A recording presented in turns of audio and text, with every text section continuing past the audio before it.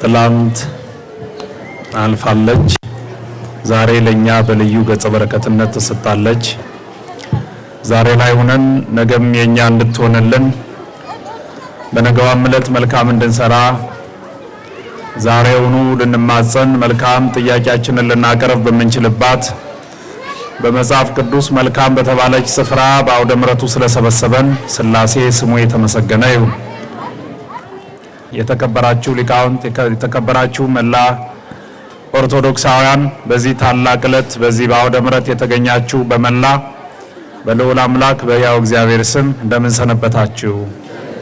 እንኳን አደረሳችሁ ምእመናን። አዎ መድረስ ኦርቶዶክሳውያን ቀላል ነገር አይደለም። ለዛሬ በአማርኛው መጽሐፍ ቅዱስ ላይ በጎችና በጎች የሚል ይሆናል። የትምህርታችን ርዕስ የምናደርገው ይህንኑ ነው። በጎችና በጎች በሉ እስኪ። ስለ ኢየሱስ ክርስቶስ መምጣት ያለንን እርግጠኛነት በአደባባይ የምንመሰክርበት ዕለት ነው። ደብረ ዘይት በሚል የማዕረግ ስም ይጠራል። የዐቢይ ጾም 5ኛው ሳምንት ዕለተ ሰንበት ነው። ደብረ ዘይት ማለት በግዕዝ አነጋገር ወይም ቃል ሲሆን በአማርኛ ሲፈታ ደብር ማለት ተራራ ማለት ነው። ዘይት ማለት ደግሞ ወይራ ማለት ነው። በአንድ ላይ ደብረ ዘይት ሲባል ወይራ ዛፎች የበዙበት ተራራ የሚል ትርጉም ይሰጠናል። በወይራ ዛፍ የተከበበ ታላቅ ተራራ ነው። በተለይ ታላቅ የሚለውን በተፈጥሮ ሳይሆን እግዚአብሔር ስራ ስለሰራበት ያገኘው የማዕረግ ስሙ ነው። አንዳንድ ጥቃቅን ነገሮች የእግዚአብሔር ኃይል ሲጨመርባቸው ታላቅ የሚል የማዕረግ ስም ይሰጣቸዋል። ከሦስቱ ጠጠሮች መካከል ዳዊት ካነሳቸው አንዷ ጠጠር ታላቅ ናት። የእግዚአብሔር ኃይል አለባት፣ ጎልያድን አንበርክካለችና። ከብዙ መቋሚያዎች መካከል ሙሴ የያዘው መቋሚያ ይለያል፣ በአካል ሳይሆን የእግዚአብሔር ኃይል አለበትና። አንዳንድ ታናናሽ የሚባሉ ሰዎች በተክለ ቁመናም በእድሜም በብዙ ነገርም የእግዚአብሔር ኃይል ይኖርባቸውና ታላቅ በሚል ማዕረግ ይጠራሉ። እንደነ ቂርቆስ አይነት በእድሜ ሕፃናት፣ እንደነ ቅዱስ ጊዮርጊስ አይነት በእድሜ ወጣቶች፣ በብዙ ሰዎች ዘንድ ትንሽ የሚባል ሰዋዊና ማህበረሰባዊ ማዕረግ ያላቸው ሰዎች የእግዚአብሔር ኃይል በላያቸው ላይ ሲያርፍና ሲያድር ታላቅ ብፁዕ፣ ቅዱስ፣ ብፅዕት፣ ቅድስት ይባላሉ። ደብረ ዘይት የሚባለው ተራራ ከኢየሩሳሌም በስተምስራቅ ከሚገኙ ተራሮች ከታላላቆቹ እንኳን አይደለም። ታላቅ ሊያስብል የቻለ ታላቅ ስራ ስለተሰራበት ደብረ ዘይት ታላቅ ተብሏል። ደብረ ዘይት በመጽሐፍ ቅዱስ ውስጥ ከ15 ጊዜ በላይ በገጸ ንባብ ደረጃ ተጽፈዋል። ደብረ ዘይት የሚለውን ቃል በቃል ከ15 ጊዜ በላይ በብሉይና በአዲስ ኪዳን መጽሐፍ ተመዝግቦ ታገኙታላችሁ። ደብረ ዘይት በተለይ በሉቃስ ወንጌል 22ኛው ምዕራፍ ላይ የኢየሱስ ክርስቶስ ማደሪያ እንደሆነ ተጠቅሷል። መዓልተ ይሜህር በምኩራብ ወሌሊተ ይበይት ውስተ ደብረ ዘይት ይለዋል። ቀን ቀን በምኩራብና ሊያስተምር በሚችልባቸው ሁሉ ቦታዎች ሲያስተምር ውሎ ማታ ማታ ግን በደብረ ዘይት እየሄደ ያድር ነበር። የዛሬው ዕለት ደብረ ዘይት የተባለበት ዋና ምክንያት ጌታችንና መድኃኒታችን ኢየሱስ ክርስቶስ ሲያስተምር ውሎ እንዳስለመደ ሊያድር ወደ ደብረ ዘይት በሄደበት ጊዜ ደቀ መዛሙርቱ ወደ እርሱ ቀርበው ጥያቄ የጠየቁበት ቀን ነው። ቀኑ የጥያቄ ቀን ይባላል። ቀኑ የጥያቄ ግብረ መልስ ቀንም ይባላል። ቀኑ የመቅረብ ቀንም ይባላል። ቀርቡ ሀቤሁ አርዳይሁ ይለናል በገጸ ንባብ ደረጃ። የማቴዎስ ወንጌል ምዕራፍ 24ን የማቴዎስ ወንጌል ምዕራፍ 25 ተራ ቁጥር 31ን የሐዋርያት ሥራ ምዕራፍ 2ን ምዕራፍ 1ን አንብቡ። የዛሬውን የምንነጋገርበትን ነገር በብዛት የሚነግረን የክፍል ነው እና ደቀ መዛሙርቱ ቀርቡ ሀቤሁ አርዳይሁ ለእግዚእ ኢየሱስ ይለዋል ወንጌል። ደቀ መዛሙርቱ ወደ ኢየሱስ ክርስቶስ ቀረቡ ነው የሚለው። ቅዱስ ያሬድ ደግሞ የበለጠ አቅንቶ ቀርቦ ሀቤሁ አርዳይሁ ለአምላከ ጽድቅ ይለዋል። ወደ እውነት አምላክ ቀረቡ ብሎ እግዚአብሔር ያለውን የእውነት አምላክ ብሎታል ቅዱስ ያሬድ። በዚህ መንገድ ደቀ መዛሙርቱ ወደ ጌታችንና ወደ መድኃኒታችን ወደ ኢየሱስ ክርስቶስ የቀረቡበት ቀን ነው ዛሬ። የቀረቡት ለጨዋታ አይደለም፣ ለቁም ነገር ሊያጸድቅ ለሚችል ታላቅ ነገር። አንደኛ ዓለም ከማለፉ በፊት ስላለው ቅድመ ሁኔታ ለመጠየቅ፣ በሌላ በኩል ደግሞ የነሱ ዕለተ ምጽአት የእያንዳንዳቸው በሞት የመወሰድ ጉዳይ ምን አይነት ቅርጽ ሊኖረው እንደሚገባም በዚህ ዙሪያ ስላለው ነገር ለመረዳት ወደ ኢየሱስ ክርስቶስ የቀረቡበት ቀን ነው። የዛሬዋን ዕለት የኢትዮጵያ ኦርቶዶክስ ተዋሕዶ ቤተ ክርስቲያን ምእመናን ወደ መምህረ ንስሐዎቻቸው ቀርበው ወንጌል ሲማሩ ሊውሉበት ተፈቅደዋል። ሳምንቱ የትምህርት ቀን ነው። ሳምንቱ የምስጢር ቀን ነው። ሳምንቱ ሁሉም አይቀሬነቱን በሞት የሚወሰድ መሆኑን እያስታወሰ በጎ ሊሰራ የሚችልበት ሳምንት ነው። ያሳለፍነው ሳምንት ዘመነ መጻጉዕ የፈውስ ሳምንት ነው ብያችሁ ነበር። የዛሬው ቀጣይ ሳምንት ደግሞ የንስሐ መግቢያ ሳምንት፣ የመዘጋጀት ሳምንት፣ ራስን ወደ አይቀሬው ለማዘጋጀት የሚደረግ ዝግጅት ሳምንት ነው እና ደብረ ዘይት የሚለውን ቃል በቃል ዛሬ ለበዓሉ የማዕረግ ስም የሆነበት ምክንያት ደቀ መዛሙርቱ ወደ ኢየሱስ ክርስቶስ ቀርበው ጥያቄ የጠየቁበት ቦታ ስለሆነ ነው። በዓለ ደብረ ዘይት የሚባለው ተራራ ደብረ ዘይት የሚባለው ተራራ ከታች ወደ ተራራው ለመውጣት ቤተፋጌና ቢታንያ የሚባሉ ሰፈሮች አሉ። ቢታንያና ቤተፋጌ የሚባሉ ሰፈሮችን አልፎ ነው ደብረ ዘይት ተራራ ላይ መድረስ የሚቻለው። ጌታችን መድኃኒታችን ኢየሱስ ክርስቶስ በሆሳዕና ዕለት በአህያ ጀርባ ላይ ሆኖ እየተመሰገነ ያለፈባቸው የተባረኩ መንደሮች ናቸው እነዚህ ቢታንያና ቤተፋጌ የሚባሉት። የእኛ መንደሮች እንደዚህ አይነት መባረክ ቢገጥማቸው እንዴት ደስ ይላል ኦርቶዶክሳውያን። ቤተፋጌና ቢታንያን የባረከ መድኃኔ ዓለም ሰፈራችን ይባርክልን በቸርነቱ። እየባረካቸው በኪደተ እግር እሱን የተሸከመች አህያ ሳትቀር እየተነጠፈላት ሰው የለበሰውን ልብስ እየሰጣት ለተሸከመችው አምላክ ክብር ሲባል የዘንባባ ዝንጣፊ ይዘው ሕፃናት የዘማሪያን ድንጋይ መንደር ናት ደብረ ዘይት። ድንጋዮች ሰዎች አንዘምርም፣ አንዳንዶቹ አንዘምርም ብለው ሌሎቹ ደግሞ እንዳይዘምሩ ሊከለከሉ በእናታቸው ጀርባ ላይ በእናታቸው እቅፍ ላይ በእግራቸው ድክ ድክ የሚሉ ሕፃናት ጭምር በሚዘምሩበት ጊዜ ይህን ዝማሬ የሚቃወሙ ጸረ ዝማሬ የሆኑ ከምስጋና የራቁ ለምስጋና ያልተፈጠሩ ከቢታንያ ድንጋይ በታች የሆኑት የቀዘቀዘ አስተሳሰብ ያላቸው የደነዘዘ አስተሳሰብ ያላቸው ቢገፏቸው ሸክማቸው መከራ ለግንባታ የማይሆኑ ውዳቂ ድንጋዮች አሉ። እንደዚህ አይነት አስተሳሰብ ያላቸውም ሰዎች አሉ። አትዘምሩም የሚሉ ዝማሬን የሚንቁ ዝማሬን የሚነቅፉ እንደ ሜልኮል ያሉ ዘማሪያንን እንደ ሰው ማያዩ ዝማሬ ሊቃውንት ዝማሬ መላእክት እንደሆነ የማይገባቸው አይነት ሰዎች በቢታንያ ነበሩ። የቢታንያ ሰፈር ድንጋዮች ግን ከቢታንያ ሰፈር ሰዎች ይበልጡ ነበር። ሰው ሆኖ ተፈጥሮ መዘመር ባልቻለበት ዘመን ድንጋዮች ተነስተው ለዝማሬ የቆሙበት፣ ድንጋዮች በዝማሬ ምድሪቱን ያረሰረሱበት ሰፈር። አንዳንድ ሰፈሮች ሰው ሆነው በሰውነት ማዕረግ ሊኖሩ ያልተገባቸው ሰዎችን ታስገኛለች። አንዳንድ ሰፈሮች ደግሞ ድንጋዮች ሳይቀሩ ዘማሪያን ይሆኑባቸዋል። ምን ታረጋላችሁ? ወደ አንዳንድ መንደር የቤተ ጉባኤ መንደሩ የቤተ ክርስቲያን ሰፈር ስትመጡ ሰፈሩ ቤተ ጉባኤ ነው።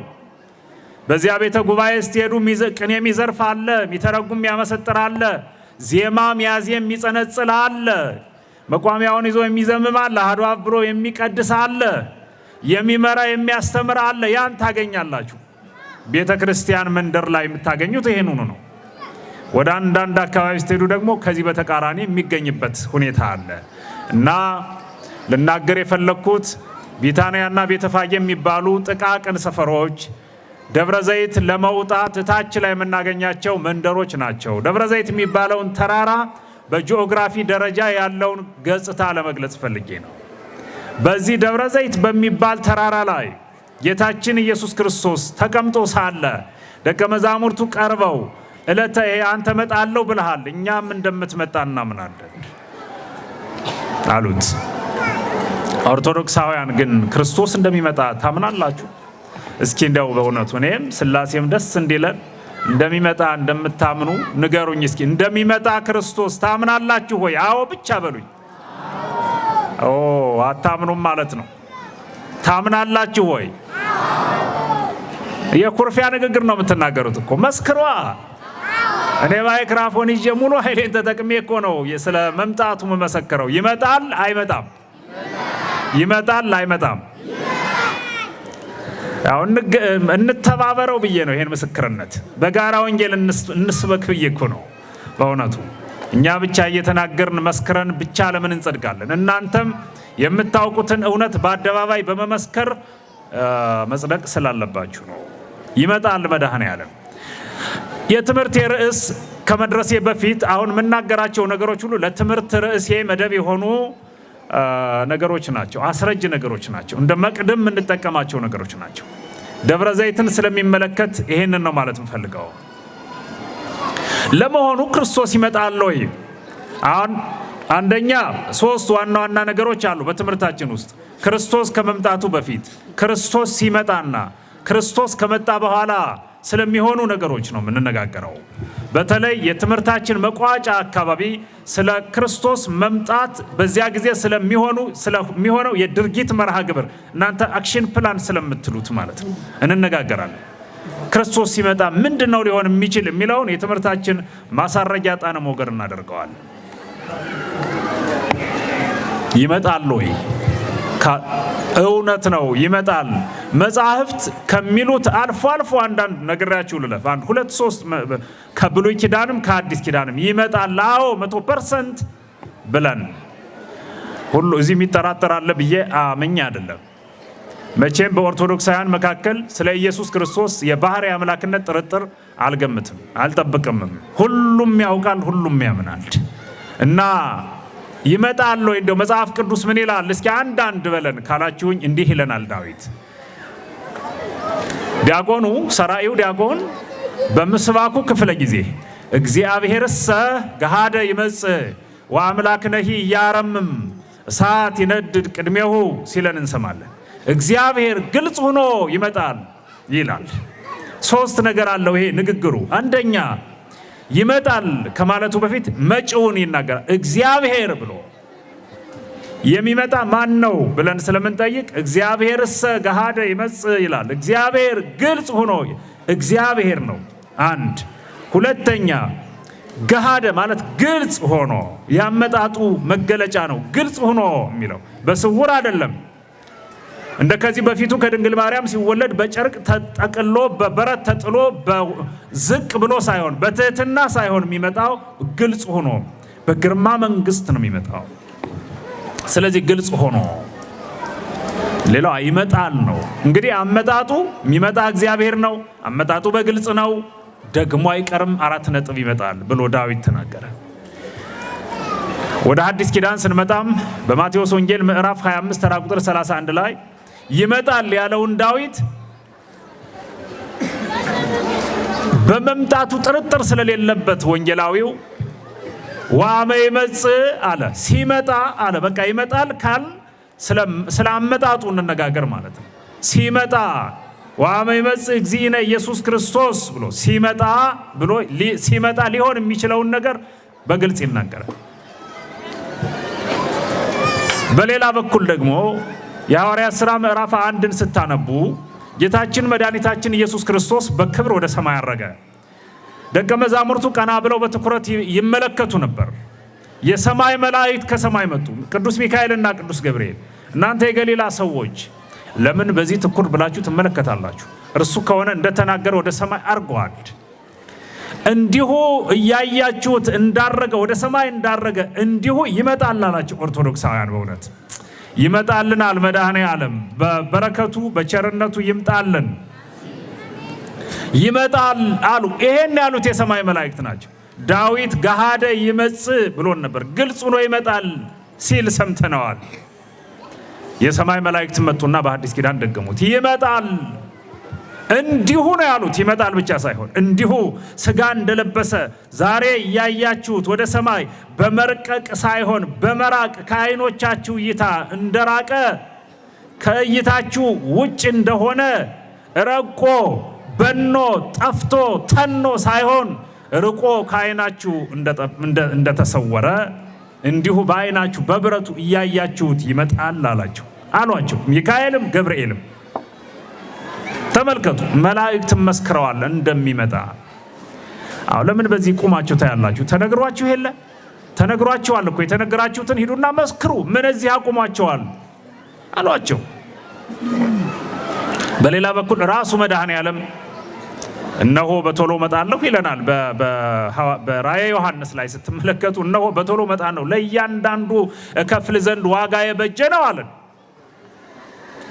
መምጣት ብቻ ሳይሆን ሲመጣ ምን ሊያደርግ እንደሚችል ዳዊት እግዚአብሔር ይመጣል ግልጽ ሆኖ ካለ በኋላ እሳት ይነድድ ቅድሚያው ሁሩና ኑ ይለናል። ሄዱና ወደ እኔ ኑ ከኔ ዞር በሉ የሚልበት ትእዛዙ ስልጣኑ የእርሱ ነው የባህሪው ነው አለ። ዝም አይልም ማለት ይናገራል። እግዚአብሔር መጥቶ አይቶን አይሄድም። ተናግሮ ዓለም አቀፋዊ ዘላለማዊ ፍርድ ሰጥቶ ድጋሜ ማሻሻያ የማያስፈልገው መመሪያ አስተላልፎ ነው የሚሄደው። ለዚህም ይመጣል። ስለዚህ ዳዊት ይመጣል ግልጽ ሆኖ አለን። ዝም እንደማይል ነገረን። ፍርድ ከአንደበቱ እንደሚወጣ ነገረን። በማቴዎስ ወንጌልም ሲመጣ በሚል የድርጊት መርሃ ግብሩን ነገረን። መምጣቱ ካልቀረማ ብሎ ቅዱሳን መላእክት ከሰማይ እንዲሁ እንደሚመጣ ነገሩን። እግዚአብሔር ራሱ በቶሎ መጣለሁ አለን። አይበቃም? በጣም ብዙ ምስክሮች አሉ በመጽሐፍ ቅዱስ ውስጥ እንደሚመጣ እንደማይቀር የተነገሩ በትንቢትም በትንቢታዊ ትርጓሜም በሐዲስ ኪዳንም በብሉይ ኪዳንም በሁሉም መጽሐፍት ስለ ኢየሱስ ክርስቶስ አይቀሬነት ተነግረዋል። የተከበራችሁና የተወደዳችሁ ኦርቶዶክሳውያን በዛሬው ዕለት እኛ ይመጣል አይመጣም የሚል ርዕስ አንስተን ለድርድር ሳይሆን ይሄን ርዕስ ያነሳ ነው እንደማይቀር እርግጠኞች መሆናችንን ስለምናምን በአይቀሬው ነገር ላይ ሊሆን ስለሚገባው ነገር ለመነጋገር ነው። እኛም በስመ አብ ብለን የጀመርነው እናንተም ማማተባችሁ ወንጌሉን የጀመራችሁት ይመጣል እንጂ መድኃኔ ዓለምማ ይመጣል። ኦርቶዶክሳውያን መምጣትም ደግሞ ነበረበት መምጣትም አለበት። ይምጣ እንጂ በእውነት የሱም መምጣት በሚመለከት እኮ ዝርዝር የታሪኩን ሐረግ ስናየው እንኳን ይመጣል እንኳንም አይቀር ነው የሚያስብሉን እኮ። በዚህ ውስጥ ነው እንግዲህ የትምህርታችን ርዕስ የምናገኘው። ወአመ ይመጽእ ኢየሱስ ክርስቶስ መላእክትም አብረው እንደሚመጡ የመላእክትም ድርሻ እንዳላቸው ሌሎቹም ንግሥተ ነገሥታት ድንግል ማርያም፣ ንጉሠ ነገሥት ልጇ፣ ንጉሠ እጽዋት መስቀል ሶስቱም ይመጣሉ። በዕለተ ምጽአተ ክርስቶስ የማይቀሩ ናቸው። ሶስቱን በንግስና ማዕረግ የሚጠሩ ይመጣሉ። ንጉሠ ነገሥት የባህሪ ንግስና የባህሪ የሆነ ክርስቶስ፣ ንግሥተ ነገሥታት ድንግል፣ ንጉሠ እጽዋት መስቀል ይመጣል። ሶስቱም ይመጣሉ። ዙፋን ይዘረጋል። ፍትሕ ሊሰጥ ሁሉ ይዘጋጃል። መላእክት ሰራላቸው፣ ቅዱሳን ሰራላቸው። ዳዊትም ሌላውም በየደረጃው በየጸጋው ዕለቱን ሊያከብር በሚችል መንገድ አገልግሎት ለመስጠት ይዘጋጃል እና ክርስቶስ ሲመጣ ምንድነው የሚለው? በግና ፍየልን የሚጠብቅ አንድ ሰው በግና ፍየልን በቀኝና በግራ አድርጎ እንደሚጠብቅ እንደዚያ ብሎ ለምሳሌነት ጠቅሶታል። ትኩረታችን ዛሬ እዚህ ላይ ነው።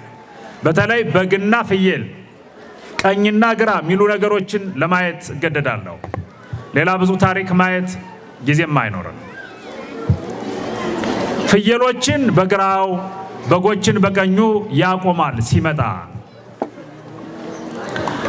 ንዑስ ርዕሳችንን ሲመጣ እንለዋለን። አብይ ርዕሳችን በጎችና በጎቻዊውን ነገር በወርቃዊና በሰማዊው የአገላለጽ ስነ ስርዓት ሊያስተምር ነው የፈለገው። ከቃሉ ጋር ናችሁ ምእመናን? በጎች በዚያ ቀን እንደነገርኋችሁ ነው። ለመስዋዕትነት መስዋዕት ሆነው አይሰውም፣ ምግብ ሆነው አይቀርቡም፣ ሌላም ጥቅም የላቸውም። ፍየሎቹም እንደዚያ ነው። ሊናገር ከፈለጋቸው ነገሮች ውስጥ ግን በጎችና በጎዎች የሚለውን ግልጽ የሚያደርግልን የሚያገናኛቸው ምን ነገር ኑሮ ነው የሚለውንም ለማየት እንደዚያ ኢየሱስ ክርስቶስ ሲመጣ ሁለቱም በዚህ መንገድ ይቆማሉ። ከዚያ በኋላ በቀኝ የቆሙትን እንዲህ ይላቸዋል፣ በግራም የቆሙትን እንዲህ ይላቸዋል እያለ ይቀጥላል። ሊቁም በቅዳሴው በግልጽ አስቀምጦታል። በቀኝ የሚቆሙት ኦርቶዶክሳውያን እንደሆኑ፣ በግራ የሚቆሙት ደግሞ ከዚያ ውጭ የሆኑት እንደሆኑ ያስረዳናል። በቀኝ ለመቆም መስፈርት ሆነው የተቀመጡትም ደግሞ ተዘርዝረዋል በቅዱስ መጽሐፍ በዚሁ ወንጌል ክፍል። እናም እንዲህ ይላል፣ እናንተ በቀኝ ያላችሁ ምእመናን። በነገራችሁ ላይ ምእመናን የሚለው መጠሪያ ሁሉንም ያካትታል።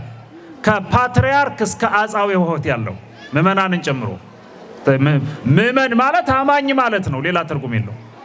ስለዚህ ሊቀ ጳጳሱም አማኝ ናቸው፣ ፓትርያርኩም አማኝ ናቸው፣ ምእመኑም ካህኑም ዲያቆኑም ሁሉ አማኝ ነው፣ ያካትተዋል። ሁሉም ሊካተት የሚችልበት ነው ምእመናን የሚለው።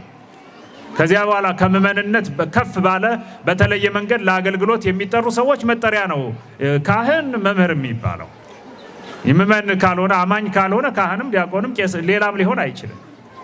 በዚህ መሰረት በቀኝ ያሉትን እናንተ የአባቴ ቡሩካን ወደ እኔ ኑ፣ ዓለም ስትፈጠር ወይም ደግሞ ዓለም ሲፈጠር ለናንተ ከሆነው ነገር አስቀድሞ ለናንተ ከሚሆነው ሁሉ በሚበልጥ መንገድ፣ በተለየ መንገድ፣ በተሻለ መንገድ ለናንተ ለዘላለማዊ መኖሪያ ተብሎ ሌላው ለናንተ የተፈጠረው እስከ ዕለተ ምጽአት የምትጠቀሙበት ነው። መንግሥተ ሰማያት ግን ከዕለተ ምጽአት በኋላ በማይቆጠሩ ዘመናት ውስጥ የምትኖሩበት ሆና ከሌሎቹ ተለይታ ለናንተ ወደ ተዘጋጀች መንግሥተ ሰማያት ግቡ ይላቸዋል ይለናል። ከዚያ በኋላ እነሱም እንዴት ምን አርገን እኮ ምን ሰርተን ይላሉ፣ ደጋግ ሰዎች እንደዚህ ናቸውና እያለ ይቀጥላል። አዎ ያደረጉት እንኳን ሰዎች ደጋግ ሰዎች ያደረጉት ትዝ አይላቸውም የተደረገላቸው እንጂ። አዎ አንዳንድ ሰዎች የሰጡት ገንዘብ ሲሞቱ ሳይቀር ስለማይረሱት ተናዘው ያልፋሉ። ገሌላ ብር አበደር ያለሁ ብለው። አንዳንዶች ደጋግ ደግሞ የተቀበሉት እንጂ የሰጡት ነገር ትዝ አይላቸውም። ይሄ ደግነት መገለጫ ነው። እኔ እኮ የሰጠሁት ነገር ትዝ አይለኝም የተቀበሉት ነገር ነው ከማረሳው የሚሉ አይነት ሰዎች ታገኙ ከሆነ በጎች ምእመናኑ ናቸው። በቀኝ ይቆማሉ፣ ወደ ገነት ግቡ ይባላል። ለምን እንገባለን ብለው ይከራከራሉ። የሚገርም እኮ ነው በእውነቱ። ለምን እንገባለን? ለገነት መግባት የሚያበቃ ምን በጎ ስራ ሰርተን ይሉታል። ሰርታችኋል እንጂ ከእናንተ መካከል ለአንዱ ያደረጋችሁት ለእኔ ማድረግ ማደል ብሎ ይመልስላቸዋል። አዎ ከዚህ በኋላ ግብረ መልሱ ይሄ ለጥያቄያቸው በቂ መለኮታዊ በቂ ግብረ መልስ በመሆኑ መከራከርም መደራደርም የሚያስፈልግ ባለመሆኑ እሺ አንተማ ካልክ ብለው በዝማሬ አፋቸው ተሞልቶ ኦርቶዶክሳውያን አስቡት፣ ልብ በሉ። የነጭ ልብስ ነጭ ለብሰው የዘንባባ ዝንጣፊ ይዘው ላይመለሱ ወደሚችሉባት ወደ መንግሥተ ሰማያት ዛሬ እመቤታችን ወዳለችባት ተዘግታ ወዳለችዋ እኛን ወደምትጠብቀዋ ወደ መንግሥተ ሰማያት እየዘመሩ ይሄዳሉ። የሚናፍቅ ወንጌል ነው ይሄ። የሚናፍቅ ስሜት ቀስቃሽ ነው። ሰማያዊ ስሜታችንን ከፍ የሚያደርግ ክንፍ የሚያስበቅል ስሜት ነው። ኦርቶዶክሳውያን በእውነት ነው የምነግራችሁ፣ ሰማያዊውን መንግስት ለመውረስ የሚደረገውን ነገር ስናስብ በእውነት በአንድ በኩል ደስ ይለናል፣ በአንድ በኩል ይከፋናል። ክፉነታችን ስናስብ ይከፋናል ሳንገባ ስለምንቀር፣ በጎነታችን ደግሞ ቢቀጥል ስለምንገባ ስንገባ ምን ሆነው ነገር ትዝ እያለን በእውነቱ ካሁኑ ሐዘንም ስሜትም ይቀላቀልብናል። መንግሥተ ሰማያት እንድንገባ በቸርነቱ ይርዳን ሥላሴ። ኦርቶዶክሳውያን በዚያ መገዳደል የለም፣ በዚያ ረሃብ የለም፣ በዚያ መጨቃጨቅ የለም፣ በዚያ ጎጠኝነት ዘረኝነት የለም፣ በዚያ ያኛው ይሄኛው የሚባል የለም፣ መውደቅ መነሳት የለም፣ በዚያ ሆስፒታሎች የሉም፣ በዚያ እስር ቤቶች የሉም፣ በዚያ ፈንጆች የሉም፣ በዚያ ደማሚቶች የሉም፣ በዚያ የሞት ዜና የለም፣ በዚያ መርዶ የለም፣ የድር ድንኳን የለም። እናንተ በዚህ ምድር አንገታችን ያስደፉን ያጎሳቆሉን ነገሮች ሁሉ አንገታችን ያስደፉን ነገሮች ሁሉ ምድር ላይ ይቀራሉ፣ ይቀበራሉ። እኛ በሰማይ ስንዘምር እንኖራለን። ከእናታችን ጋራ ከማርያም ከድንግል ማርያም ጋራ ከቅዱስ ሚካኤል ጋራ ከቅዱስ ገብርኤል ጋራ ከዳዊት ጋራ ዝማሬማ ይዘመር እንጂ በሰማይ አዎ ቅዳሴማ ይቀደስ እንጂ በሰማይ ኦርቶዶክሳውያን እንዴት አይነት ደስ የሚል ዓለም መሰላችሁ! እንዴት አይነት ኑ የሚል ስሜት ያለው የተለየ ስዕበት ያል እንዴት አይነት ሀገር መሰላችሁ! ኦርቶዶክሳውያን ያገናኘን መድኃኔዓለም በሰማይ ድጋሚ የምመኘው እሱን ስለሆነ ዲያቆኑ በአገልግሎቱ ጊዜ አሚሃ ያቁመነ በየማኑ ምስለ መላእክቱ ቅዱሳን እያለ ይዘምራል። ያን ጊዜ በቀኝ ያቁመን ዘንድ እየለመነልን እየጸለየልን እያማለደን ዲያቆኑ በዚህ መካከል ስላለው በግ ስለሚለው ነገር ምንድነው? አሁን በግ እዚህ ላይ ምን አመጣው? በግ ምን አገናኘው? ሌላ ምሳሌ ያመጣም ወይ ካል ያን በሚመለከት አንድ 6 ዋና ዋና ነገሮች ነግራችሁና ጨርሳለሁ። እግዚአብሔር ከሁላችን ጋር ይሁን። በግ የሚለው ነገር ምንድነው? አሁን እዚህ ውስጥ ምን አመጣው? በጎችን በቀኙ ፍየሎችን በግራው የሚለው በጎችን በግራው ፍየሎችን በቀኙ ቢልስ እንዳንል የሚያደርጉ አስረጃዎችን እነግራቸዋለሁ። በጎች በቀኝ ይቆማሉ። በጎች የቅዱሳን ምሳሌ ለምን ሆኑ? በጎችና በግነትና በጎነት ምን አገናኘው ካላችሁ እሱን ነው የምንመለከተው። በግነት የደግነት ተምሳሌት ሆኖ ነው የተጠቀሰው። ለምሳሌ ብንወስድ በጎች አብሮ በመብላት ያምናሉ። የትርጓሜ ሰዎች ያስቀመጧቸው 6 የሚሆኑ አስረጅ ነገሮች አሉ። በጎች ያገኟትን ነገር በአንድነት ብቻ አይደለም፣ በአንድነት በመጠባበቅ በመከባበር በመደማመጥ በመተሳሰብ ይኸው ሁሉ አካተው ነው የሚበሉ በጎች። አንድ የሚበላ ይብዛም ይነስም የሚበላ ሲያገኙ የሚበሉ በዚህ መንገድ ነው። በጎ ሰዎችም ተመሳሳይ ባህሪ ነው ያላቸው። አብሮ በመብላት ያምናሉ።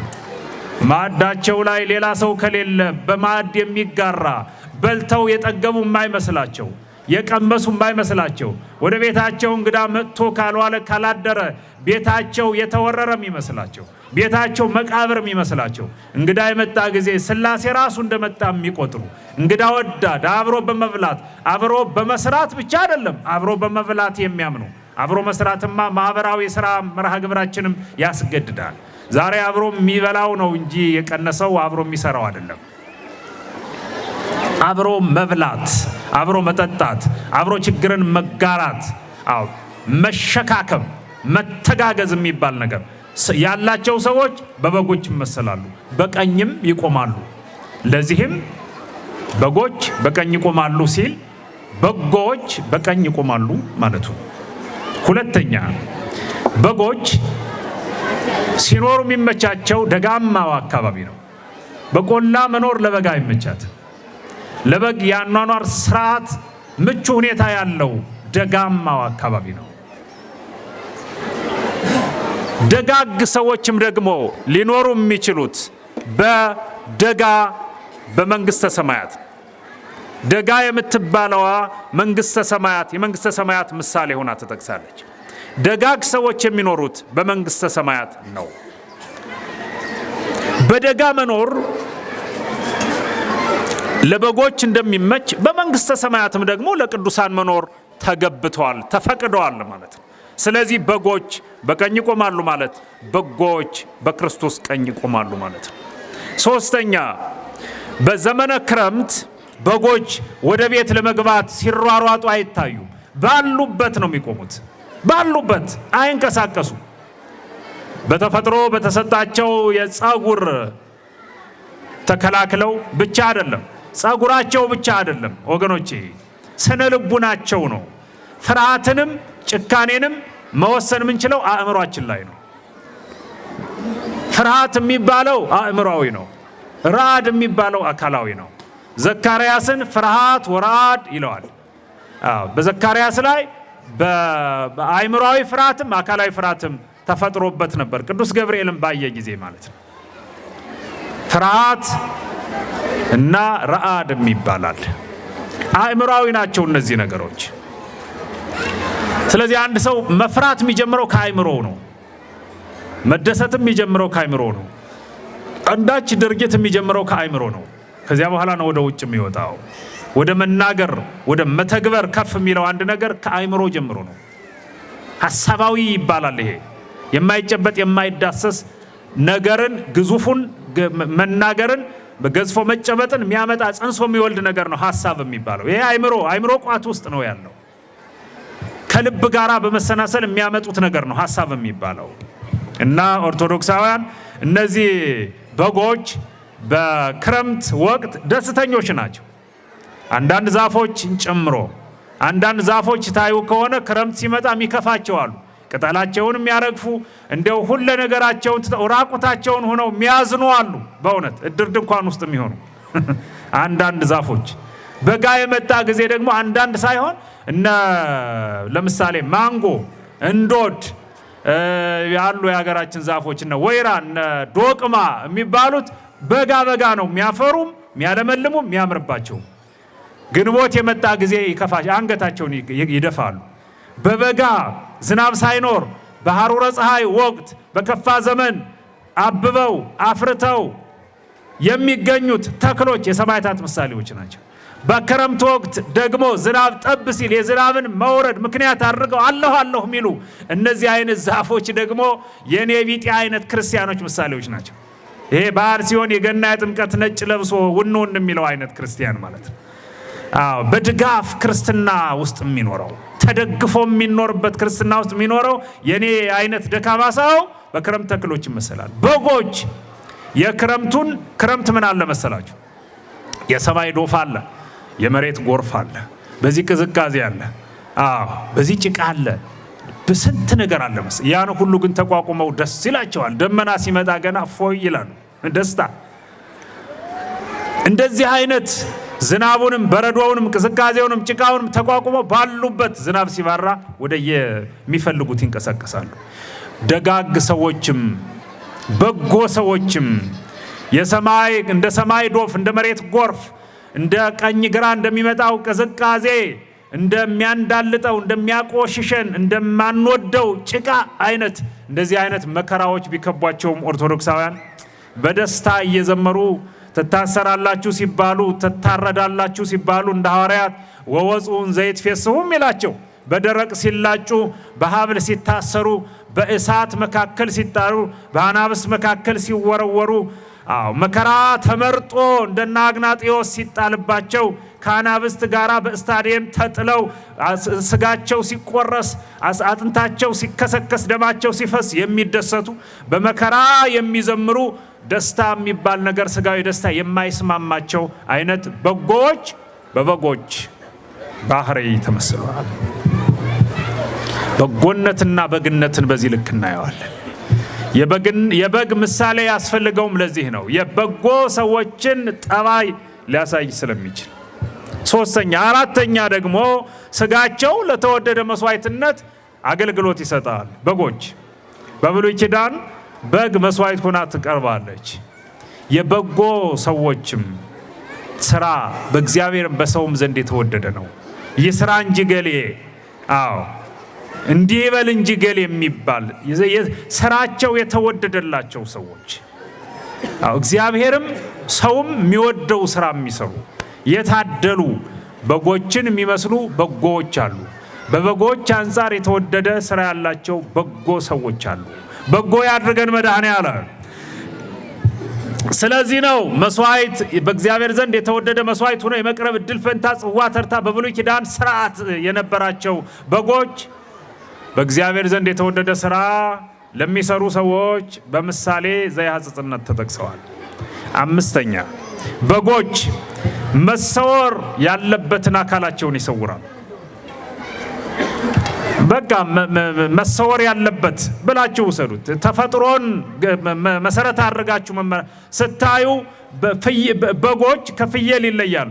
እንመጣበታለን እንደ ጊዜ ግብሩ። በጎች ላት የሚባል ታውቃላችሁ? በእርግጥ የኛ ሀገር እናንተ እንኳን አታውቁም። በግ የምታውቁት የከተማ ሰዎች እኛን ሳይቀር ጨምሮ የምናውቀው አሁን የትንሣኤ ነው። በግ አናረባ፣ በግ አንጠብቅ፣ በግ በመብላት እንጂ በግ በመንከባከብ አንታወቅኛል። በእርግጥ የምንንከባከባቸው የሕማማቱን እኮ በግ በመጠበቅ በግ ጠባቂ እረኛ ሁሉ እንቀጥራለን። ስንንከባከበው ስንዳብሰው አቤት አንተ በጉን እያልን እኮ ማስጠንቀቂያችን ብዛቱ አንተ በጉ እንዳይጠፋ ስግደት ሲሄድ እኮ ስግደት የሕማማቱ የሚሄዱ ሰው እናንተ ሰዎች ተናግሬያለሁ፣ በጉ እንዳይጠፋ አማናዊው በግ መድኃኔ ዓለም ታርዶ ተወራርዶ የሚበላው አጥቶ መቅደሱን ሞልቶ ገበያ ሄደን የምናመጣው ዳልቻ ሌላም ስም የሚሰጠው የተለያየ ከለር የተለያየ ቅርጽ የተለያየ ግዝፈትና ተክለ ቁመና ያላቸው በጎች በውድ ዋጋ ገዝተን አምጥተን የምንበላቸው ምንም ከጽድቅ ጋር የተገናኘ ታሪክ የሌላቸው በጎችን ነው የምንንከባከበው። እና እንደዚያ ነው በግን በሚመለከት ስናስብ ያው ገዝቶ መብላት ላይ ነው እንጂ አሳድጎ እንደዚህ ተንከባክቦ ያው ከተማው የአኗኗር ስርዓቱ አይፈቅድም ለማለት ነው። ስለዚህ እኔ አባት ቢጠየቅ ነው የሚሻለው። ገበራርቱ አርሶ አደሩ አረብቶ አደሩ ቢጠየቁ በጎችን ብቻ ሳይሆን እስከ አሁን ምለውን ገበሬዎች ቢሰሙኝ እውነት እኮ ነው በግ እኮ ይላል። አሁን ለእናንተ ዝም ብዬ ነው የምደክመው እኮ በእውነቱ በግ ደግ ይሁን አብሮ ይብልሃ በክረምት ይመቸው አታውቁ። ያው ስድብ አይደለም መቼም ስለማታውቁ ነው የምናገረው። አልፎ አልፎ ግን ታውቃላችሁ። በትምህርት ነው እንደኔ ያገኛችሁት እንጂ በጎችን በመጠበቅ አላደጋችሁም። ባጃጅ በመጠበቅ ነው ያደጋችሁ ብዬ ነው እናንተ ታክሲ በመጠበቅ አይደል? የከተማው አኗኗር እኮ ነው። ምን ታደርገዋለህ? እና እንደዚያ ስለሆነ በጎች እንደዚህ ናቸው። በአካላቸውን መገለጥ የሌለበትን አካላቸውን ሸፈን ገረድ አድርገው ነው የሚሄዱ። ደጋግ ሰዎችም በጎ ሰዎችም የራሳቸውንም የወንድማቸውንም በደል ሰወር ያደርጋሉ፣ ገረድ ያደርጋሉ፣ መጠየም ያደርጋሉ። በእውነቱ እገሌ እኮ እያሉ ወገባቸውን ይዘው አይነቀነቁ። ማይክራፎን ስጡኝማ የገሌን ነገር በአደባባይ ነው ማሰጣው አይሉ። የዘንድሮን ሰው በእውነቱ በደንብ ሊያስተምር የሚገባ ክፍል ነው ይሄ። በከባቴ አበሳነት ሳይሆን በከሳቴ አበሳነት የሚደሰት ትውልድ፣ የሰዎችን ክፋት የሰዎችን ኃጢአት የራሱ አልታይ ብሎት ወደ ሰዎች ጣቱን ሲሰነዝር የሚኖር ትውልድ የበዛበት ዘመን ላይ ነው ያለ ነው። የበጎች ጠባይ ግን አይደለም ይሄ። የኦርቶዶክሳውያን ጠባይ አይደለም። የወንድምን በከባቴ አበሳነት የራስን ኃጢአት በንስሐ መሰወር፣ ኃጢአትን ደጋግሞ መስራት ጌጥ እስኪመስለን ድረስ ኃጢአት መስራት ጉልበታችን ከፍ ያለ ማድረግ ማለት ነው። ወንድማችን ሲሰርቅ ከሆነ ሲገል ከሆነ የሆነ ነገር ሲያደርግ ከሆነ ያየነው አንተ ተሳስተሃል በል ቶሎ ንስሐ ግባ ማለት እንጂ እገሌማ ብሎ ያለ ማጋለጥ ይሄ የበጎች መገለጫ ነው። እናት ምግብ ልጆቿ ሲመገቡ ዞር ብለው እንዲመገቡ ታደርግ ነበር ድሮ። ያሁኑ ትዝ አይለኝ። ድሮ እንግዳ ሲመጣ ልጆች አብረው አይመገቡ። ልጆች ዞር ይበሉልኝ ከይታ ወጣ ብለው ብላ ለልጆቿ ካላት ፍቅርና ክብር የተነሳ ከትህትናዋም የተነሳ ከልክ ያላት ሴትነቷም የተነሳ ልጆቿን ከታላላቅ ሰው ፊት አታቀርብም። ዞር አድርጋ ግን ሳይበሉ አይቀሩም፣ ይመገባሉ። ያውም ዳረጎት ተሰጠው ቡራኬ ተሰጥተው ይመገባሉ። ዞር ሰወር ማድረግ ይችሉበታል። እና በጎች እንደዚህ አይነት ባህሪ ያላቸው፣ በጎ ሰዎችም እንደዚህ አይነት ባህሪ ያላቸው። ስድስተኛ ለጠባቂ አያስቸግሩም በጎች። በግ ጠብቃችሁ ብታውቁ ነው አሁን ምን ልንግባባ የምንችለው። ዞሮ ግን ያን ያክል ከበግ የራቅን አይደለንም። ባህር ዳር ከተማ በገጠራማው መልክዓ ምድርና በገጠራማው ማህበረሰብ የተከበበ እንዲሁም ደግሞ ከተሳሳትኩ አርሙት ምናልባት 90% ከገጠር የመጣ ማህበረሰብ ነው ብዬ አምናለሁ። በእኔ ግምት ነው። ከገጠር መጥቶ ከተማዋን የመሰረተ ባህር ዳር ከሰማይ ወረዱ መላእክት ሚካኤልና ገብርኤል የመሰረቷት ከተማ አይደለችም። ከዚያኛውም ገጠር ማህበረሰብ መጥቶ አሳምረው የገነቧት የገጠሩ ማህበረሰቦች ናቸው። መቼም ትናንትና እናንተና እኔ መጠን የሰራ ነው አይደለም። ከተማውን የገነቡት ከተማዋ እኮ ገና በቅጡ 90 ዓመት ያልሞላት ጉብል እድሜ ያላት ናት። በእድሜ የሚበልጧት ከገጠር የመጡ የመሰረቷት ሰዎች እኮ አሉ። ዘንባባውን የተከሉት አባት በቅርብ ኢንተርቪው ሲደረጉ አይቻቸዋል። አዎ ባህር ዳር ከተማን የሚበልጡ እድሜ ያላቸው ሰዎች እዚህ ስላሉ ባህር ዳር በእድሜ በጣም ትንሽ ነች። ስለዚህ እናውቃለን ነው። ስለ በግ አሁን እንግዳ የሆነ ብዙም አይኖርም ያን ያክል ለማለት ፈልጌ ነው። ስለዚህ በጎች ሲጠበቁ ደግ ናቸው። ይገርማቸዋል። ደግ በቃ እንደው ባይበሉም አያስቸግሩም። አንተ ስለበሉ ብቻ ሳይሆን ሳይበሉም ጠባቂያቸውን አያስቸግሩም። ቢሮጡም አይቀድሙም፣ ቢከፉም አይጎዱም። እንደው አልፎ አልፎ ግን መቼስ አያድርስ እምላችሁ ነገር አለ። ቀጥሎ የምናየው የመጨረሻ የምናየው በበጎች አንቀጽ ማለት ነው።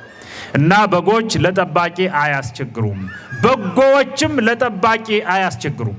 አንደኛ ፈጥሮ ለሚጠብቃቸው ለመድኃኔዓለም አያስቸግሩም። ሁለተኛ ለመምህረ ንስሐቸው አያስቸግሩም። አዎ እንደዚህ አይነት ደጋግ ሰዎች በበጎች ይመሰላሉ። እናም በቀኝ ይቆማሉ። በቀኝ የመቆም እድል ፈንታ ጽዋ ተርታ አላቸው እያልኳችሁ ነው። የመጨረሻው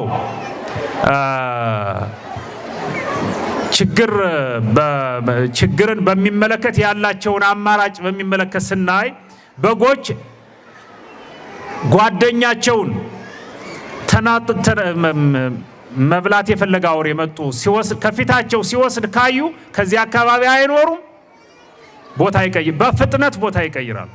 ጓደኛቸውን መጥቶ ነብር ተኩላ ሲነጥቅባቸው ካዩ ከዚህ አካባቢ መቆም መዋል ማደር አይፈልጉም። የሰው ልጅ ምንድነው የሚባለው? በግ ከበረረ ነው የሰው ልጅ ካመረረ። እንደዚህ አይነት ነገር ግጥሙ ይጠፋኛል ይባላል። በግ ጓደኛው ሲበላ ካየ በሮ ይጠፋል። ለፈላጊም አስቸጋሪ ተፈልጎ አይገኝም እዚያ በኋላ። ደጋግ ሰዎችም እንደዚያ ናቸው። ወንድማቸው ሲሞትባቸው ወንድሜ እኮ ሞተ፣ እህቴ እኮ ሞተች፣ እናቴ እኮ ሞተች፣ አባቴ እኮ እንደዚያው፣ ስንቱ ትውልድ አለቀ፣ እኔ ቁሜ በሀገሬ መንገድ በመንታው ላይ ቁሜ ስንቱ ሰው አለፈ አሁን በኔው እድሜ ሲል ሰማሁት አንዱ ገጣሚ። እንደዚህ አይነት የሚመለከቱ ሰዎች ወንድሜማ ሙቶ ያ ታላቅ ሰው፣ ያ ታላቅ መምህር፣ ያ ታላቅ ካህን፣ ያ ታላቅ ንጉስ፣ ያ ታላቅ ያ ብሎ ያን ሁሉ ያስብና እንደዚህማ ከሆነ ሞቴ አይቀርም ማለት ነው ብሎ በፍጥነት ጊዜ ሳያጠፋ ንስሐ ለመግባት ወደ አውደ ንስሐ ወደ ሀገረ ንስሐ ተሰዶ ለመሄድ ጊዜ አያጠፋም። እንደዚህ አይነት መሆን ልክ ጥሩ ነው። ኦርቶዶክሳውያን በጎችና በጎዎች በሚለው አንቀጽ ስር የመቋጫ ሐሳብ ነው ይሄ። ንስሐ ለመግባት ከሞተው ወንድሜ በላይ የሚሰብከኝ ማንም የለም። ተግባር ተኮር ወንጌል ይሏችኋል። የዘመዶቻችን መጠራት ነው። ዘመዶቻችን ሲሞቱ ሚቀብራቸው አጣው ሄደን ለመቅበር ብቻ ሳይሆን ምንሰበሰበው ወገኖቼ፣ መማር ያለብን ነገር ስላለ ነው። መማር ያለብን ተግባር ተኮር ወንጌል ስላለ በተግባር ወንጌል የምንማርበት የዘመዶቻችን ወደ መቃብር መውረድ ነው። መቃብር ለመቆፈር የእድር ነፍሮ ለማንፈር የእድር ድንኳን ለመትከል ከሆነ ይቅር አያስፈልግም። ቁም ነገሩ ለመማር እድር ድንኳን ስንተክል መቃብር ስንቆፍር ወንድማችን ስንቀብር በእያንዳንዱ ምዕራፍ ቁጥር ሆኖ ወንጌል ካላስተማረን ይሄ ህይወት መቼም መማር አንችልም። በዚህ ምክንያት በጎችና በጎዎች ተመሳሳይነት አላቸው። የትምህርታችንም ርዕስ በጎችና በጎዎች ልለው የተገደድኩ በዚህ ምክንያት ነው። ኦርቶዶክሳውያን በአንጻሩ ፍየሎች የምትለዋን በትንሽ ደቂቃ ውስጥ ላይ እናንጨርሳለን። እግዚአብሔር ከሁላችን ጋር ይሁን። እግዚአብሔር ከሁላችን ጋር ይሁን። ፍየሎች በተቃራኒ ነው። ብዙ ምለው ነገር የለውም። እንደው ዝም ብሎ የተለየ ተቃራኒ መቆም የሚያስደስታቸው ናቸው። አንደኛ ስመለስ አሁንም ሰባቱንም ባላየውም አልፎ አልፎ አንደኛ በጎች አብረው ነው የሚበሉ በዚህ ይደሰታሉ። ፍየሎች ግን በሾለ ቀንዳቸው እየተጠቃቁ እየተወጋጉ እየተፎጋገሩ እየተመታቱ አብሮ በበላት የሚደሰቱ አይደሉም። የሚበላ ያውም አንድ የከረፋ ነገር ነው የሚመገቡት።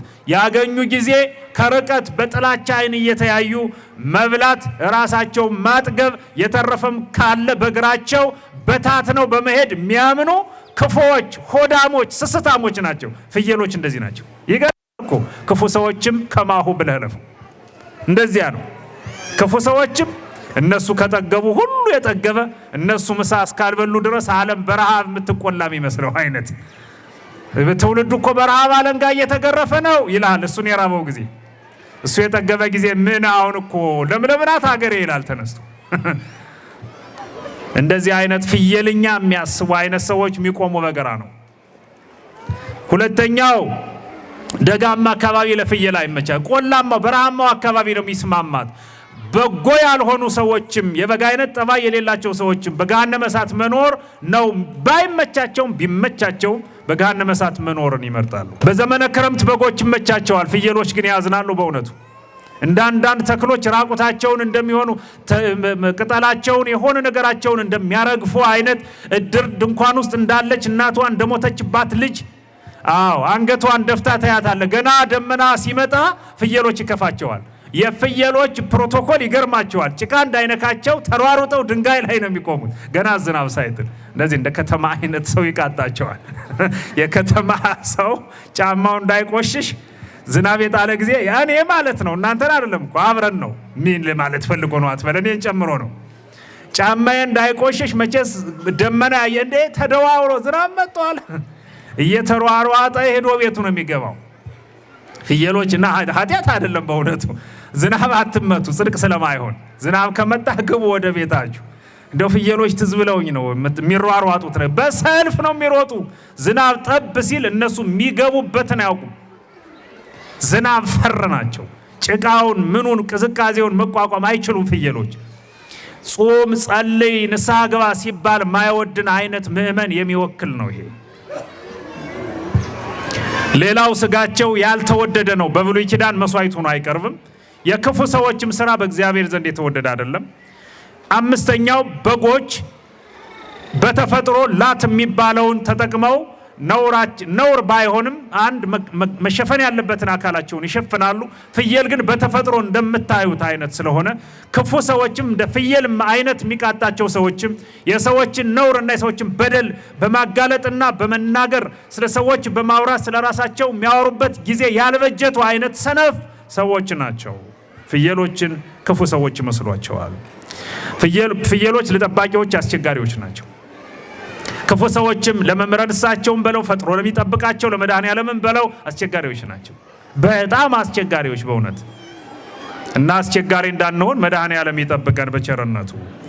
ሌላው መጨረሻ ላይ እንዳልኋችሁ በበጎች አንጻር ፍየሎች አንድ ጓደኛቸውን ተኩላ መጥቶ ሲነጥቅ እዚያው ላይ ማን ነው ወንድሜን ማን ነው እሱ ጎበዝ ማን ነው የነካ እያሉ እዚያው ነው የሚፎክሩ። መሬት እየፎገሩ በቀንዳቸው እየተነቀነቁ የሌለ ወኔ ዝም ብሎ መነቅነቅ የለም። ፍየሎች እኮ ናቸው እንደዚህ የሚያደርጉ። የአንዳንድ ልብ የሌለው ጎረምሳ አይነት ነው የሚመስሉ። ዝም ብሎ የለም እንደው እኔ ጀግናው ነኝ የሚል ኮሽ ሲል እናቴ ጥሪኝ የሚለው ምንም የሌለው ወኔ። አንድ መከራ ግቢ ያላት ሴት አንድ ባል አገባችና ተከታትለው የገጠር ባልና ሚስት እንደምታውቁት ቀኝና ፊትና ኋላ ሆነው ረጅም ኪሎ ሜትር ተራርቀው ነው የሚሄዱ። ረጅም የከተማው ያበዛዋል፣ ያኛውም ያበዛዋል። ከተማው ተዛዝሎ ነው፣ ያኛው ደግሞ በጥሪ ነው። አጂ ረጂ ቀረሽ እኮ እያለ እየተጣራ ነው የሚሄዱት አይደለም። እንደዚያ ነውና ያ በእውነት ያ ለመነጠቅ ያጋልጣል ያኛው፣ ይሄኛው ደግሞ ለድካም ያጋልጣል በእውነቱ። እና ዞሮ ዞሮ የራሱ ልክ አለው። እንደዚህ ሆነው ሲሄዱ እንዴ ያ ማዶ ታያለሽ የጤፉ ክምር ያጎቴ ነው ይላል። የኔ ነው እንዳይል ነገ አምጣው ስለሚባል ጥሩ ነው ብሏል። ያጎቴ ነው የባላምባራስ የምናምኔ ነው እያለ ሲሄድ እኔ ይገርምሻል ያንቺባል ይላታል። ሰማይ ቢደረመስ መሬት ቢናድ ፍርሃት የሚባል ያልሰራብኝ ነብር በጡጫ አንበሳ በርግጫ ምገድል ጀግና ባል ነኝ እኮ ላንቺ ይላታል። እስኪ ይሁን ሴቶች አስተዋይ ናቸው እንትን ይላሉ ያገናዝባል። እና ይሆና እያለች እሷ እየተከተለች ነው። ድንገት ይገርማቸዋል። ድንገት ከየት መጣ ያልተባለ ማት ወረደ። ድርጀት የምትባል እንትን አለች ወፍ ነገር መቼስ ድምጿ እንትን ነው መድፍ ነገር ድር ትላለች። እናቴ ጥሪኝ አይልም በእውነቱ። ይሄ ሰማይ የሚያወርድ መሬት የሚንድ ጀግና፣ ነብር በጡጫ አንበሳ በእርግጫ የሚገድል ጀግና በእናቴ ጥሪኝ መጠናቀቅ በእውነት ሀፍረት ሞት እኮ ነው። እና ታዛቢዋ አንተ አያድርስ አንተ ምን ብለህ ነበር? እንዴት ነው ነገሩ? አንበሳው ነብሩ ከዚህ ሁሉ ይበልጣል? የለም አለ። ላለመሸነፍ ደግሞ እኔ ካልሁት ሁሉ አሁን ድርጭት የሚባል ነገር አንስቻለሁ አለ ብሎ እንደዚህ አይነት ድካሙን ለመሸፈን ሞከረ ይባላል። ፍየል የውላችሁ ኦርቶዶክሳውያን ወንድሙ ሲነጠቅ ተኩላ መጥቶ አንዱን ወንድሙን አንዱን እህቱን አንዱን የወለደችውን እናቱን ፍየል ነጥቆ ሲወስድ እንዴት እያለ ይፎክራል። እዚያው ቆሞ እኮ ነው እሱን እስኪ ደግመው ድረስ። ከዚያ ሲፎክር እያንዳንዱ ተለቅሞ ያልቃል። የፍየል ዘር ይጠፋል። ይገርማቸዋል። እንደዚያ ማለት ነው። ክፉ ሰዎች ወንድማቸው ሲሞት ምን በራሱ ጉዳይ ምን እሱም እኮ ኃጢአተኛ ነበር እንኳን ሄደ ምን ለዚህች ምድር አይሆንም እኮ እሱ ይላል። እሱ ጻድቅ ሆኖ እንግዲህ ለዚህ ምድር በጸሎቱ የሚጠቅም አቤት! እንደዚህ አይነት ምጸተኛ ሰዎች አሉ። ክፉ ሰዎች አሉ። በወንድማቸው መሞት ምክንያት እንደ በጎች አይነት ጠባይ እንዳላቸው ሰዎች ፈጥነው ሄደው ንስሐ ገብተው መንግስተ ሰማያትን መውረስ በቀኝ መቆም ሲችሉ ምን የሞተ ራሱ እንኳን ሞተ ጭምር የሚሉ አይነት ሰዎች ፍየል በባህሪያቸው መገለጫቸው ነው። በጎችና በጎች የትምህርታችን ርዕስ ነው። በበጎች አንጻር ደግሞ ፍየሎችን አይተናል። ደብረ ዘይትንም በመቅድምነት አይተናል። ኢየሱስ ክርስቶስም የማይቀር ስለመሆኑ በኢየሱስ ክርስቶስ አይቀሬነት በመምጣቱ 100% እንደምናምንም ተነጋግረናል። ቀኝና ግራ ማለት ምን ማለት ነው? ግን እነዚህ በጎችና ፍየሎች በጎችና በጎ ያልሆኑ ሰዎች በቀኝና በግራ ይቆማሉ ማለት ምን ማለት ነው? ቀኝ በቀኝ ማለት ምን ማለት ነው? ኢየሱስ ክርስቶስ ቆሞ እዚያ በኋላ በዚህ በኩል ማለት ነው። አንተ በዚህ በቀኝ ተሰለፍ፣ አንተ በዚህ በግራ ቁም ሊባል ማለት ነው? አይደለም፣ እንደሱ ማለት አይደለም። ቀኝ የሚባለው ሁለት አይነት ትርጉም አለው። አንደኛ በቀኝ ማለት በመንግስተ ሰማያት ማለት ነው። ሁለተኛ ቀኝ የሚለው ሲተረጎም ቀኝ ብርቱ ነው። ደጋግ ሰዎች መልካም ስራ ለመስራት ብርቱዎች ናቸው ማለት ነው። በቀኝ ነው የተመሰሉት። ሁለተኛ ቀኝ ቅን ነው። ቶሎ ቶሎ ነው የሚታዘዘው። ቶሎ ቶሎ ሳታዘዘው ሁሉ እንደው ቀኝማ እንደ ቀኝ ሁሉ ቅን ቢሆን ደጋግ ሰዎችም ቅን ናቸው። አድርጎ ያልናቸውን ብቻ አይደለም አታድርጎ ያልናቸውን በጎ ሆኖ ካገኙት የሚሰሩ ናቸው፣ ቅን ናቸው። ሶስተኛ ቀኝ ቀና ቀጥ ያለ ነው። ደጋግ ሰዎችም መልካም ለመስራት ቀጥ ያሉ ናቸው። እንደዚህ የተንሸዋረረ ነገር የላቸው።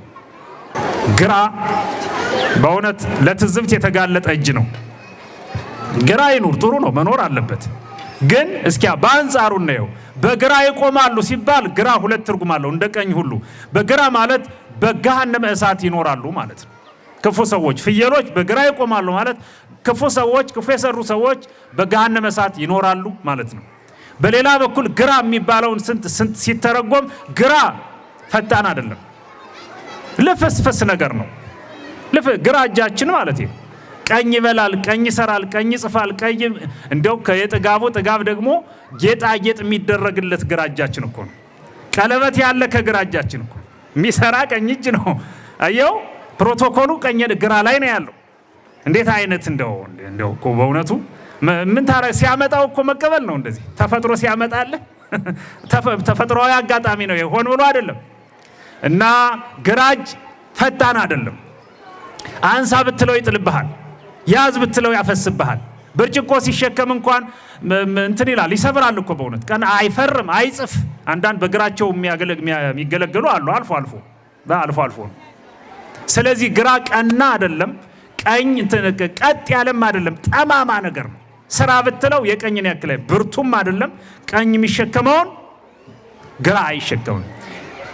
ቀኖች የሚሰሩትን ሁሉ መስራት ክፉ ሰዎች ስለማይችሉ እድል ፈንታቸው ጽዋ ተርታቸው በግራ መቆም ይሆናል ማለት ነው።